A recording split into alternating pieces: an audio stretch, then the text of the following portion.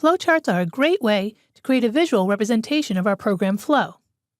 UML diagrams, Unified Modeling Language, also provide a visual of any classes we need to create. When creating flowcharts, it forces us to break our programs down into pieces, otherwise known as stepwise refinement. This shows us the processes needed to create our final solution. From these flowcharts, we can start to encapsulate portions of our code into smaller methods. Here are some of the basic symbols that we will be using during this course. A start and end symbol, which is a round circle, a process, or a rectangle, a decision, which is a diamond. For data, we'll use a parallelogram, and we also have a symbol for files. It looks like reports. Let's take a simple problem and use a flowchart to describe our solution. How about we model a cash register at a grocery store? What is the flow of this process? As you can see at the top, we have our start circle. The first thing we do is an action item or a process that says scan the item to add to total cost. Now we have a decision box, a diamond. Are there more items? If yes, we loop back up and scan the next item. If no, we go to the next process box and calculate our total. Then we collect the amount due from the customer, and we're done. Now let's look at another diagramming technique that we will use when we get to the section on classes and objects.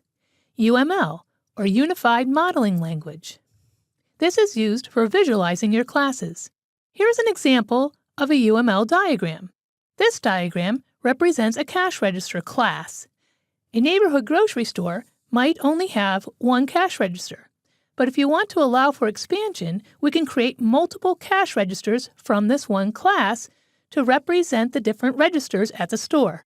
If we look closely at the information contained in the diagram, we notice that there are three sections. The top rectangle contains the class name. The next rectangle represents the instance data for the class. In this example, we have the customer's loyalty card number, the total number of items, and the total cost.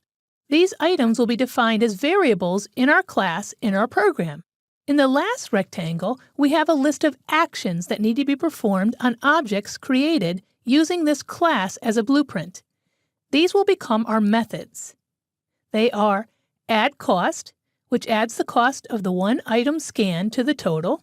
Get the item count returns the number of items in this transaction. Get total returns the total cost of this transaction. Get customer number returns the customer loyalty card number. For each of the variables, we indicate the data type. For example, customer card number and item count are both integer values. The total cost is a double because it contains a decimal point for precision. The methods include a similar value, but this is the return type from a call to this method. If no value is returned, it is marked as void. This is also where we specify any additional data needed by the method. For example, the add cost method needs the price of the item so that it can add it to the total. In this case, that is represented by parentheses, the word double, which describes the type of number, close parentheses. Finally, did you notice the symbols in front of the data items and the method headers? The minus sign represents private. The data encapsulated in an object should be declared with the visibility modifier of private.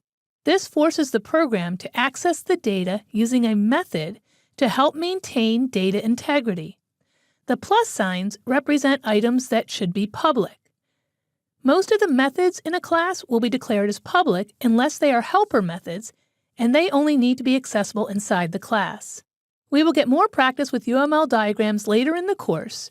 For more information on UML diagrams, refer to Foundations of Programming, Object-Oriented Design with Simon Allardyce, Introduction to the Unified Modeling Language, UML.